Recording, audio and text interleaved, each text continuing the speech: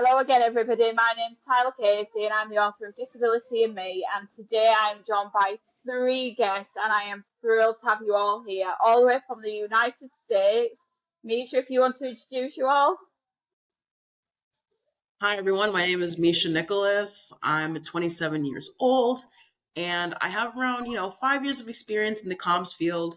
Got diagnosed at 25 in the height of my comms career. And then I decided to take a little step back and go more into neurodivergence advocacy. I joined the Young Adult Leadership Council, or YALC Council, for the National Center for Learning Disabilities around, I believe, 2022.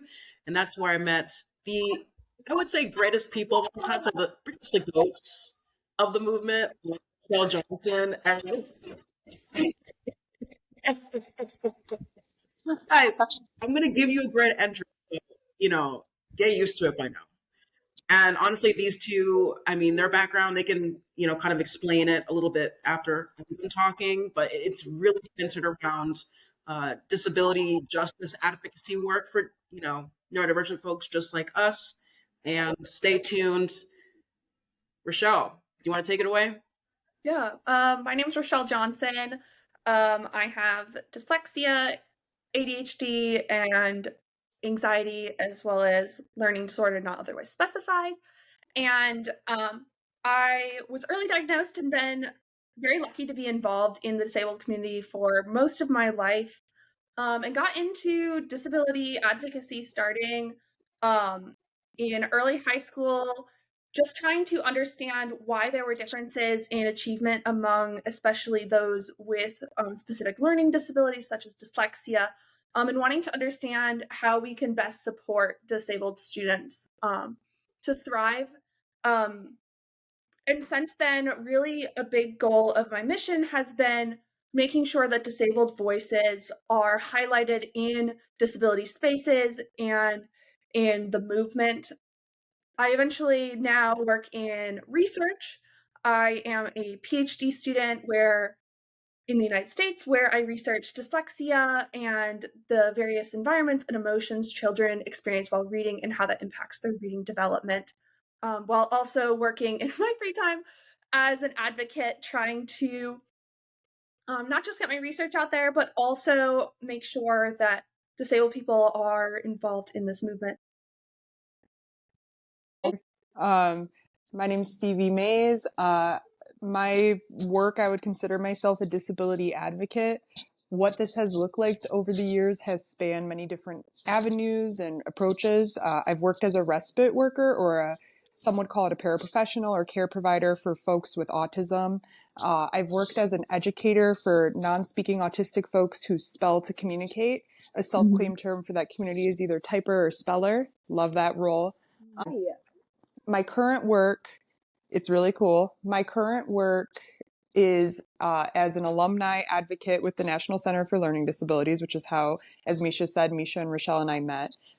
In addition, I am a fellow with the Leadership, Education, and Neurodevelopmental Disabilities through Georgetown. It's an interdisciplinary cohort where we focus in on best practices for autistic folks, spanning the lifespan from childhood to cradle to grave, essentially. With them, me and my peers are going to be working on creating a sex education programming for non-speaking autistic folks, but generally autistic students, which I want to be clear, this is not particularly an area of interest of mine, nor am I very particularly passionate about teaching sex ed to students. However, it is a passion of mine on the basis that there are such high rates of harm, sexual harm, both given and received to the autistic community, and that it's clear that there needs to be more education for these folks on those topics. And finally, I recently accepted a role with Michigan's Council for Exceptional Children. I'm going to be their executive director, which is going to help educators understand how to best increase learning for their disabled students in the classroom and to have better inclusion. That's brilliant. All three of you do some really, really brilliant work. Well done to all of you. So is this a charity, or what sort of organisation? Is this a privately owned business, or? So every state has a chapter for Council for Exceptional Children, and then there's like a headquarters, right? And so every chapter, every state might have a different focus, and ours focuses heavily on educator. And what I really appreciate about it is paraprofessionals. So that's the supports, like the one-on-one or specialized supports for disabled students. And they Brilliant. really center educator voices. Hopefully, though, under my leadership, they're going to start to center more disabled student voices. So fingers crossed. Stay tuned. Brilliant. Let's hope so, yeah. So how do people then come then to your establishment then? Do they get referred to by schools? Do parents go? Can children come themselves? So right now they focus a lot on educators. So they focus on early, like fresh out of college or still in their last year, getting those educators to join the organization so that way they can start off on a strong basis of inclusion in the classroom. Brilliant. That's brilliant, is that? So do you all then offer training then for these people? They do conferences where they host continuing education type courses, so it can count Okay. towards their credits for continuing education. Mm-hmm. And yeah, they'll provide trainings and best practices. Brilliant. Okay. So are you guys more of the training organisation then to assist the teachers on how to better support these children, or do you train people who then get hired by teachers to sit and give one-to-one support to students?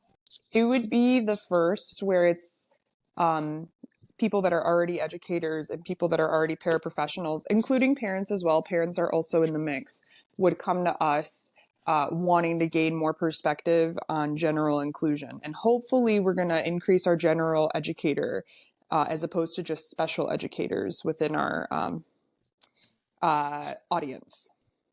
Brilliant. Oh, right. That's brilliant. Is that? That's really, really interesting.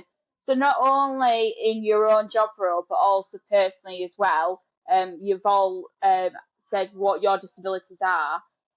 So of course, with every disability, there's such a spectrum. Like for example, dyslexia. I have it. Yourself has it, Rochelle. And so it affects different. It affects people so differently, doesn't it? Some people can read really well. Some people struggle. Some people also struggle to spell. Some people, funnily enough, can spell really well. So, how does all of your disabilities affect you guys personally? Rochelle, I'll start with you. Yeah, so for me, dyslexia is definitely the disability that I consider to be the one that's impacting, they all impact me every day, but that I see most clearly in my life. I'm 23 now and still to this day only read at about a middle school level, which is functional to be able to get through daily life. But when you're working, for example, as a PhD student, that becomes quite cumbersome. And not only is reading take me longer, but it's very cognitively demanding for me. Do you feel So like for me, mentally it's drained? just,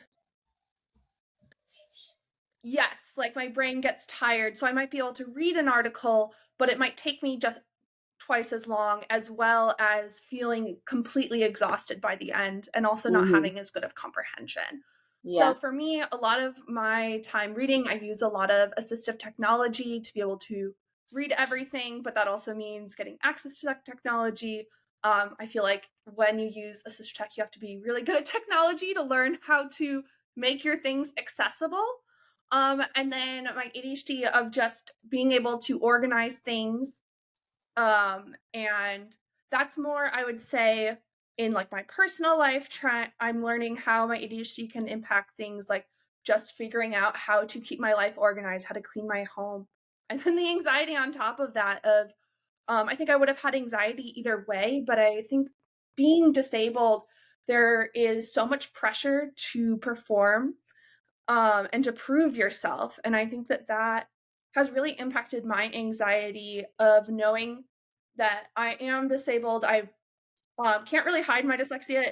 I'm not one of those people that my dyslexia is pretty hidden. It's pretty noticeable immediately. So trying to perform on the level of other people while also knowing the limitations of my dyslexia and knowing that things will take longer.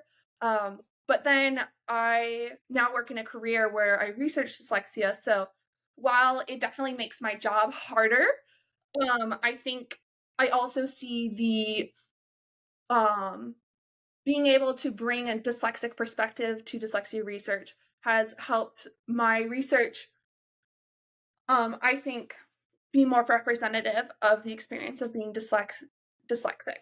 So, but yeah, definitely impacts me every day of my life. Yeah. It's funny as well because one thing what I found out recently after speaking to a work coach was that dyslexia as well can also affect your organisation, which is quite similar to how ADHD also can affect your organisation. But the thing is though about neurodiversity, um, I was always told that neurodiversity like bubbles and like these bubbles merge and stuff. So that would make sense to me that how basically one neurodiverse can affect another one, but in the same way. So my organisation is quite it does sound very strange, but when it comes down to my home life, I am very, very organised. I know where everything is in my home, usually anyway, I do. Whereas at home, sorry, at work, my desk is a mess. I have papers everywhere. I forget if I've given somebody something. I forget where I've put it. I have folders everywhere. I'm very, very forgetful. Whereas my bills at home, they're all neatly in a file. I know exactly where to go for them. I know where my passport is. I know where everything is that I need, really. And I was told that that's actually also very common in dyslexia as well. But of course, it's a trait of other disabilities. But I think it goes to show just how neurodiversity, kind of, if you have one thing, then you're bound to have another thing. Does that make sense? Yeah, and that's interesting. For me, it's kind of the opposite where my work life is much more organized than my home life. But dyslexia and ADHD are quite commonly co-occurring. It's something like 70% of Oh, I didn't dyslexics are know expected that. to also have ADHD. So it's very common to have both of them together. Yeah, Um, I would have to look into more exactly why that occurs. But that's yeah, very kind of an interesting. interesting uh, neurodivergent cocktail of these disorders coming together. I also have memory issues on top of Yeah, ADHD that don't have a formal diagnosis. That would just be under the learning disorder, not otherwise specified. And so for me, just learning things and memorizing them can just take me longer, yeah. generally, to learn new information and code that information. I was always told that that's a dyslexic trait as well because I have memory issues. I can remember something that happened 20 years ago when I was 3, when most people won't remember what happened when they were 3. But then you ask me what happened this morning, and I'm like, I've forgotten. I don't remember. So it's funny how things work, isn't it? How do your disabilities affect you, Misha? Yeah, well, pretty much in a nutshell, I work in communications. So, in a lot of the job descriptions, it literally says like you have to have like really good project management skills. So, I've developed a little bit of a habit of, they call it the cool down and heat method, which is like, in the morning for work, you look at your emails, you check what's going on to make sure you don't have any concurrent or urgent assignments that you need to do. And then at the end of the day, you kind of plan ahead as much as possible. So, how my ADHD comes into the mix is that, I really try to structure myself accordingly because just like you guys, I was really before really disorganized. I couldn't tell my my left shoe from like my right stiletto, right? Like everything was just kind of a mess.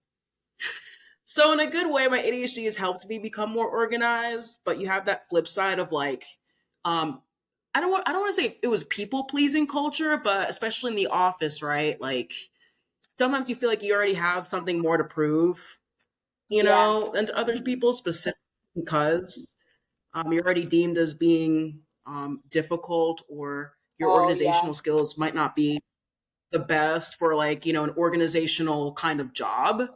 So that's something honestly I'm kind of concurring because listen, I love communications. It's my heart and soul, but unfortunately in our community, sometimes we have to choose, is this career really for me at the moment? or is it too much in a neurotypical world for me somewhat to manage being, at a 40-hour desk all day, even though I like doing Yeah. what I do? That is so interesting So, you should say that. And I think that's why sometimes in the UK we have stuff that's called masking your disability. So when people will continue to do the normal because they don't feel supported or they don't have the confidence to say, I need some amendments to be made. So people often mask their disability just in order just to get by, but with great difficulty. Have you heard of that before in the US? Do you have like the masking of disabilities? yep, we call it like masking for short. Have you guys seen that happen before in like the workplace or schools or in society? Have you guys seen masking happen? Not only so, but I mean, this is kind of, full disclosure. In my workplace, there were people who, I'm not going to say, they told me that they didn't put that they had a disability when they Right. started their application, just because that there was a chance that they might not get the position, which is really sad that that's still happening in 2024. It But, is it is sad, but we have a lot of people in the you know, UK as well that do that as well. I mean, like I said previously, so on the UK application forms, we have two questions. Do you consider yourself disabled or to have a disability? Yes or no. And then right underneath, what's your disability? So that question's asked as to whether or not you consider yourself disabled. But I mean, you guys said before that if you don't disclose that you have a disability, then you're not then eligible for any support. However, I'm not too sure if that actually applies in the UK. Actually, it might. That same rule might apply. But yeah, it's interesting though, isn't it? Yeah, on this topic, from what I understand, legally you don't necessarily have to disclose during the application process. So let's say I applied for a job, I don't disclose during the application process, I get hired. Then once I'm hired, I still could then decide to disclose, and then I still would have legal access to my accommodation. So I don't know how, if the laws reflect that in the UK, but in the US, you don't have to disclose during the application period. You could wait until you have the job and then disclose. But you still have to be able to tell your employer, I have XYZ disability. I'm curious if I could get XYZ accommodation. Or you could say, I have XYZ disability and let them offer the accommodations. But it wouldn't hurt if you are able to upfront and say, I believe these accommodations would support my role in the workplace. Yeah, that's interesting. I mean, that is potentially a very likely outcome as well for here in the UK, potentially. I mean, in job interviews, I've always been very upfront and I've always been very honest in job interviews about what disabilities that I have, even though on the application forms, if it says, "Do you consider yourself to have a disability?" I would always tick no, because I just consider myself this is the way that I am, and I'm normal as I can be. So that's the way that I would consider myself. As to whether or not that is actually correct to the UK law's eyes, I don't know, but that is, yeah, that's just the way that I would do it, really. I mean, how comfortable are you guys with discussing your disability at work? Is your work environment quite a supportive one where you can talk about it? I would say I'm very open about my dyslexia at work, both with my colleagues on when I first started the session, I also knew, because I was already in disability advocacy for several years, if you Googled me, you were going to find out I was dyslexic. So there wasn't really a going back.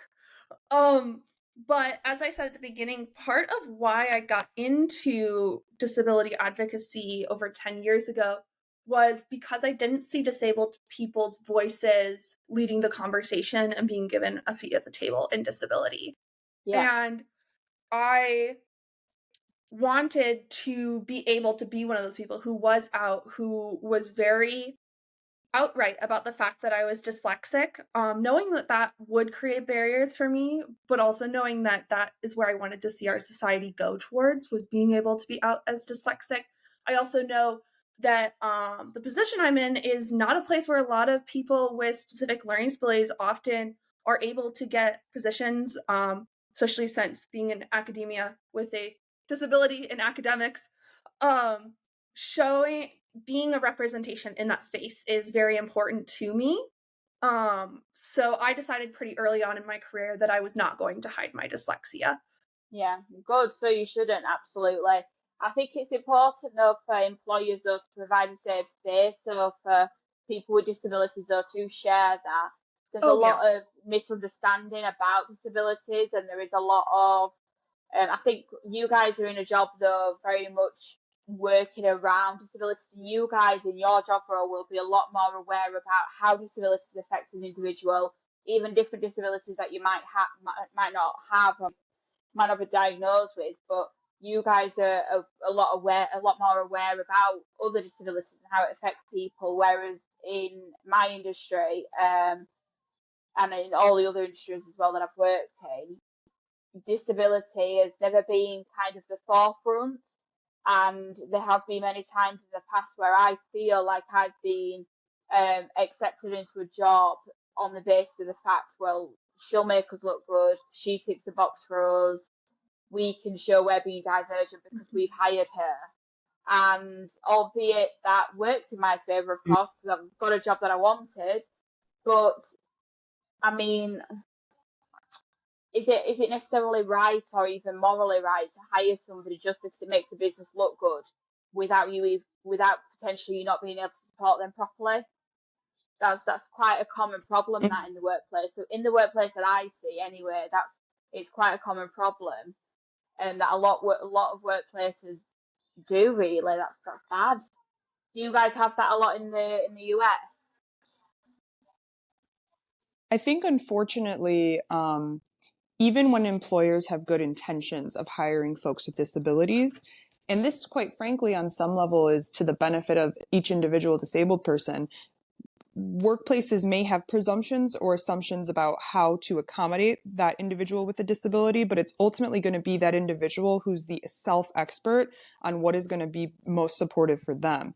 So, like for myself, over the last year, I have found a lot more self-acceptance and self-embracement of my disability identity, and specifically in my own self-accommodations. I'm in grad school right now, and in my work functions, I finally, after being a part of the Young Adult Leadership Council for 3 years, have started implementing using software systems that will read to me out loud, or using voice to text to write my essays.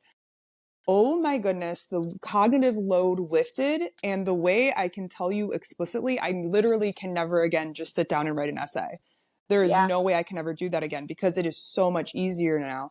And I would say for any individual entering the workforce, the biggest asset you can bring with yourself if you have a disability is knowing what self-accommodations are going to work for you and being able to tell your employer up front. And I think as well, I just want to push back, Tyler, on something you spoke to earlier. And I practically, if I could, I'd give you a hug right now, because being disabled is normal. It is a part of the human experience. And I Yeah. don't think that being or having a disability would put you outside of the normal human experience. In fact, if anything, almost every person, if they live long enough, is going to acquire a disability. So it's a fluid club that people will enter and exit throughout their lifetimes. Some of us are going to have disabilities our whole lives, such as the four of us here today. But I really want for you to embrace the sense that you are normal on the basis that you're disabled. Oh, bless you. Thanks so much, Stevie. That honestly, that means a lot. Thanks so much.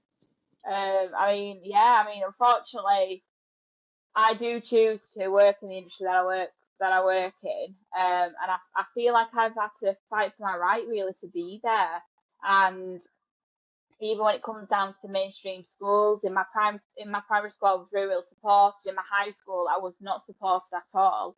And even though, lo and behold, in my high school, they did actually have at the time what it was called special needs. I don't think that's a word that's used anymore. It had a special needs department, and they had that department, but they said that they didn't have the funds or the means to support me.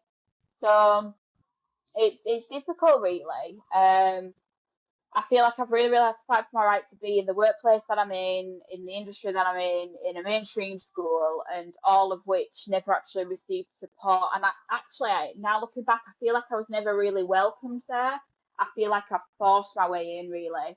And not a lot of people, even especially with a disability, would do that. Not a lot of people at all would do that, but especially with a disability, not a lot of people that would force their way into somewhere where they don't feel welcomed or supported. But unfortunately, I feel like when you are disabled, you kind of have to do that because you don't have doors open for you. You have to say, you have to really fight for your right to be there, and that's hard. It's draining as well. Misha and I received a great pep talk from someone that we worked with on the topic of resilience and how we are like just inherently, if we're going to continue to function in this society, we have to be resilient. I sometimes think about when I was starting. So early on, I struggled a lot, and then by middle school and high school, started to be doing really well academically, despite having learning disabilities. And people started to say that I'd overcome them. I had not. I was just working really hard, to my own detriment, to be able to perform that way. And one thing that people would always say to me was, "Oh, you should be like grateful for your dyslexia because it made you so resilient. It made you a fighter. It made you persistent." And sometimes I go back to, yes, I am more persistent and a fighter because of my disability, Yeah. but I had to be, and should I have had to be? The No, I amount don't of think you should have had more to that you be. have to fight as a disabled person, it's not always persistence out of this gift of you are a fighter, but a fight for survival. I don't know if any of you all relate to that, but when I think about my persistence, I think of it as this great thing that I have within me that I don't give up, but also I think of how the young version of me, it was sink or swim. I And like should I have been that. put in that position? No, you shouldn't have, I think. I don't think I you don't know should if have you been all put relate in to that. that. But I don't think you should have been put in that position. But I agree with you, though. It is a fight or flight, though, isn't it? And how awful for us to have to go through that. Rachelle, I agree with fight and flight, what you were saying. Yeah, I agree with what you were saying. Showed up. For me, it showed up in the sense of anxiety. Like, I was diagnosed with an anxiety disorder at only 9 years old because I was having panic attacks in the classroom at age 7 because I couldn't read. I was so distraught and thought I was so upset at myself that I was incapable that I developed a disorder over it. Sorry, go ahead, Stevie. Well, actually, I'm going to relate to that and then bring up my other point, which is for me, the beginning of my depression, which is arguably one of my most present disabilities today, that comes up and can be so debilitating, was the basis of being disabled. I was discriminated against, not accepted to a private high school explicitly on the basis of my disability, and that was such overt discrimination that it really made me feel such hurt and pain on my disability identity. And I had to do a lot of self-work, finding internet communities at first while in high school to feel a sense of community and understand that being disabled is not a death sentence. But I really want to bring up that disability, if worst outcomes, and if it goes untreated, can actually have serious detrimental effects. Something like dyslexia, I think in modern conversation is considered to be a light disability, quote unquote, in comparison, I'm doing air quotes, in comparison to other disabilities, okay? But it's understood that, I want to say it's around, and Rachelle, correct me unless Misha might know the stat, but in American incarceration or prison systems, it's about 40% of those incarcerated are dyslexic. I don't know the exact number, but it's a high predictor of incarceration and life outcomes is early reading achievement. And so that to me also reflects that for folks who, I think resilient would be the wrong word, because there is a lot other things that would lead someone or force someone to end up being imprisoned. You know, poor socioeconomic, racism is a big factor. But ultimately, that dyslexia is one of these high predictors of incarceration rates. It goes to reflect that dyslexia is quite a serious disability that one might inhabit, because it impacts someone's ability to function in the society to such a large degree, if not given the right tools to work around it. Yeah, reading is a required skill at this point in our society, in the world, as in globalization. Absolutely. I think, just to add what you've just said there, Stevie, I think it goes to prove the fact that dyslexia and even the even any small kind of, or what might be considered a minor um, label what you get given, a diagnosis what you might be given, it has other impacts. It can it affects you in more ways than just the stereotypical way. For example, dyslexia, it's known as a reading disability or inability. When actually it can affect you for so many things. We were touching on earlier, Rachelle, about the organisation skills. It can affect you to how to organise, your ability to keep track of things, your memory, etc. So I think we are now starting to realise just the impacts of how you might be given one learning disability, but it can have wider range consequences though.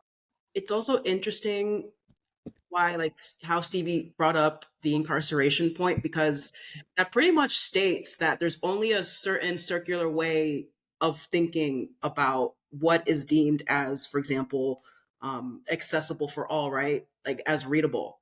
Like, for example, when you're read your Miranda rights, for example, like, how does that, you know what I mean? Like, how does that come into the picture of all of this? Are people being incarcerated? Uh-huh. It blows my mind. I mean, how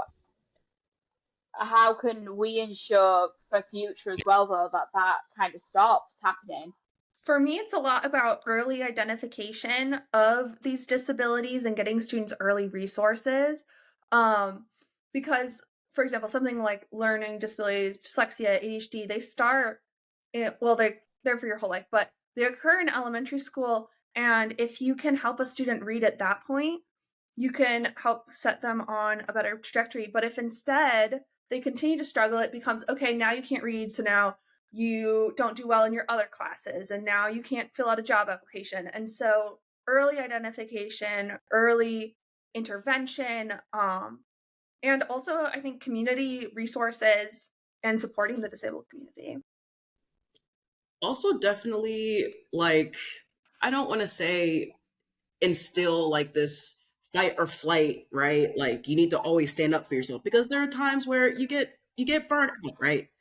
But we just need to build a community of people to see the signs, you know? And just from that to really believe the disabled community, because again, stats don't lie. And for so long, actually, I believe it was only in September in the US, the NIH declared that people with disabilities in general, also through research now, were deemed as a health disparity population. So pretty much, even though we've had ADA, only now have people actually listen to disability advocates and politicians who have been screaming this for years, Yeah, right? That is the key. yeah. I do want to touch on what do we feel about people with un undiagnosed disabilities. The reason why I ask this is throughout my journey of doing this podcast, a few people who I've spoken to prior to yourselves, I have spoken to some people with autism, and they back and forth in conversation when they've said, "Oh, my disability affects me like this." I've then jumped in and been like, "Oh my word, well I'm like that, and I'm like that." And so many people have been like, you need to go and get tested. I have family and I have friends who scream from the rooftops like, you're so autistic, go and get tested. So what makes somebody have a disability and then not be actually formally diagnosed? How do we know that we have it without it being formally diagnosed? Sorry. You know, you really feel me brainstorming right now. A big indicator of how I knew I was autistic were honestly the people around me. Anyone ADHD at the same time. And this is actually in the workplace. Like, for example, I really felt out of place whenever there was like, side conversations or like, coworkers, chatting it up, and I wouldn't get, any of the social cues, or even, with certain orders that I was instructed to do, in a social context, I wouldn't understand what my boss wanted, for example, that was more of a priority as opposed to not a priority. And so when I asked my friends about it, they're like, hey, you kind of sound like me here.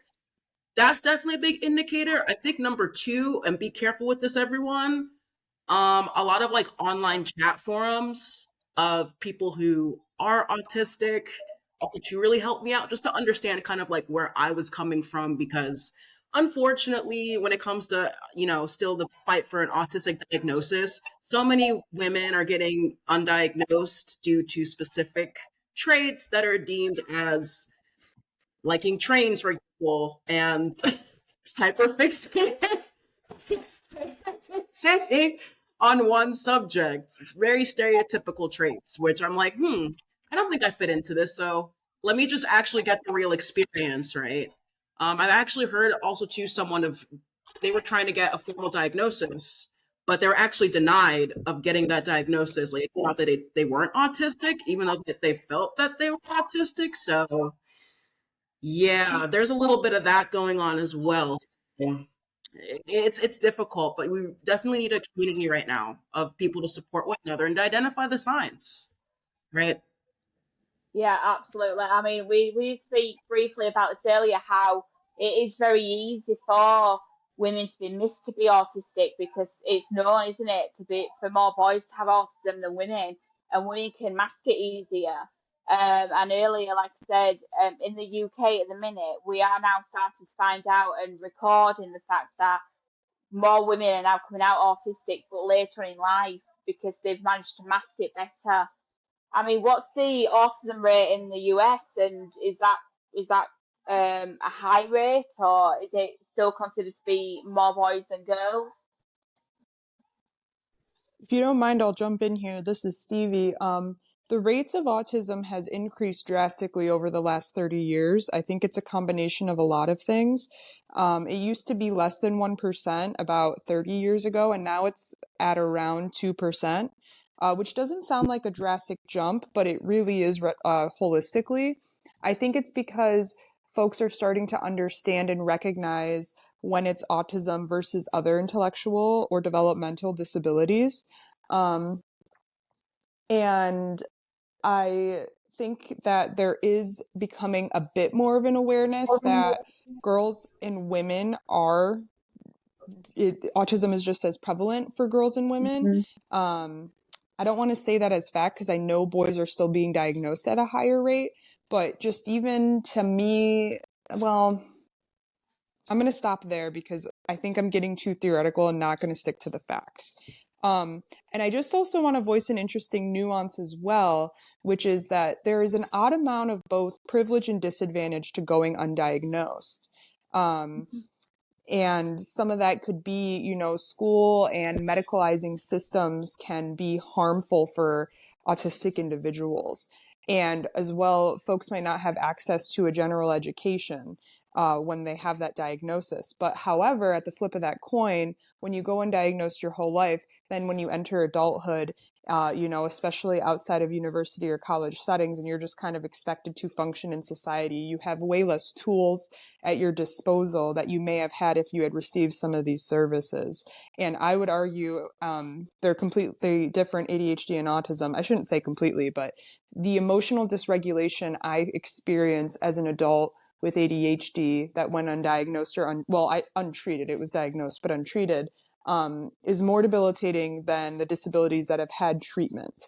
And so All I right. feel for undiagnosed autistic folks in that sense. But there is also an asterisk where there is a bit of privilege in not having to go through the medical and discrimination harm. So it's really complicated, but I don't know. I welcome Rachelle, Misha, or anybody to push back on some of what I just said. There's no pushback over here. I completely agree, only because, being diagnosed at 25, I just thought that, this was the norm of having that overlaps of anxiety and perfectionism. But when I realized that, oh, this isn't how it has to be, you're kind of faced to demask. And that's a whole nother process no one really talks about, is like, you have to really now know who you really are. You have to dissect which mannerisms you masked around people you knew and which mannerisms you didn't mask around people you knew. So I think Mhm. that's what Stevie said, a very crucial topic to discuss. And there are privileges, right? As well for me not getting diagnosed. And I have noticed that, people, my peers treating me a specific way as opposed to, not teetering and tottering on certain terminology that, you know, Mm. they can or cannot say around me as a disabled individual. So quite sad, but we gotta fight back, guys. If you don't know this by now, the Yeah, three of us, we're absolutely. trying. We're trying to do our best. I think on an individual level, people can decide if it makes sense for them to go for diagnosis or not, or how open they want to be. But the real issue is thinking about why are there structural systems in place that make it so that it's a decision between, okay, if I get diagnosed, I can get access to treatment, to intervention to help me live my life better, but I'm setting myself up for discrimination. And it's Right. then puts disabled people having to make a decision between getting help but risking discrimination, or not getting help and not being discriminated against, which is just an unfair position to put a disabled person into.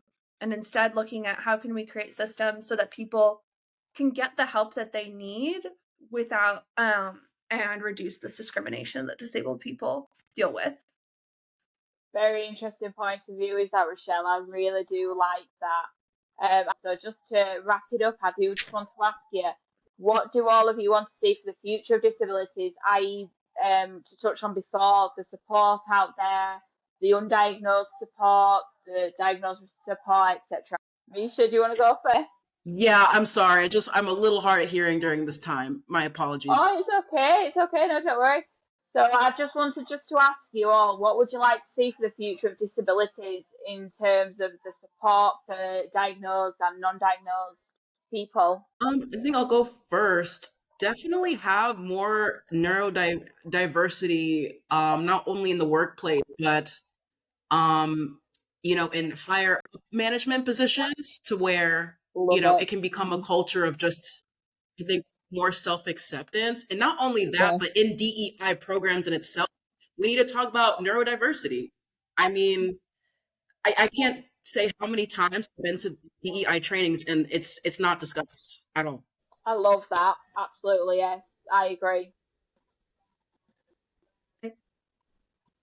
Piggybacking off of what Misha said, yes, understanding of just talking about disability, that it's not something that needs to be a hush hush topic, but something that needs to be out in the open. Um, it's thought that 25% of the population in the world could be disabled, and people both acknowledging in themselves and recognizing in others that people need help and being willing to meet each other's needs. And Hmm. also think about how the cultural experience of being disabled, of we talked about the how you have to become resilient, of this this internal battle of how much do I hide myself, how much do I ask for support, and just in the world being more blatantly open about disability, and especially the emotional and cultural experience of being disabled and navigating this world as a disabled person, and how as a community of disabled people across the world, I'm so glad that we're doing this across the US and the UK, of how do we support each other and how do we build a radically disabled world that supports people in their needs. And I'll add to this, which first of all, I fully endorse Rochelle's and Misha's vision for a better disabled future. To add to that, and who knows, maybe it's my work with educators, and my degree kind of speaking here, but I really think there's such a beautiful opportunity while we live in the 21st century to teach disabled people what accessibility tools and what things they can do to support within their own life. And I think specifically, if we can start that young, reduce the stigma in childhood, and enhance a student's learning by teaching them how to utilize these tools when they're young, it will make it so easier for the rest of their academic career as well as working career when it comes time for them to do those sort of things. And I think ultimately when it starts in schools, when with educators, it'll just really help normalize that that disability is normal, and that it'll empower that individual or students with disabilities more broadly to reduce the disabling effects of their disability. And again, we're in the 21st century. These things are at our fingertips. We just have to know how to educate students to use them and utilize them. Brilliant Yeah, responses, you guys. I love that. Absolutely, yeah, Knowing brilliant. who we are as disabled people and advocating for ourselves. Yeah. Absolutely, yes. Upset. Brilliant. Well, thank you all so much, though, for all your time. Do any of you have anything that you want to add, Misha? Yes, that we need to really focus on intersectionality and, disability being at that center. Because so many times I've heard people saying, oh, we don't need gender equality, we don't need this, we don't need that, without realizing that, there could be someone with disability in different categories we're speaking about. So that is something to keep in mind. And also, give a personal shout out for me. I am a UPG leader that's running for North America in a competition this Well month. done, Misha. So, want to vote for me, I will hit you up with my Instagram. It is just being Misha 1996. Add me, look at my post, and please vote for me. All right. I do. I will. Yes, I follow you. I'll vote for you. I'll vote for you. I got one.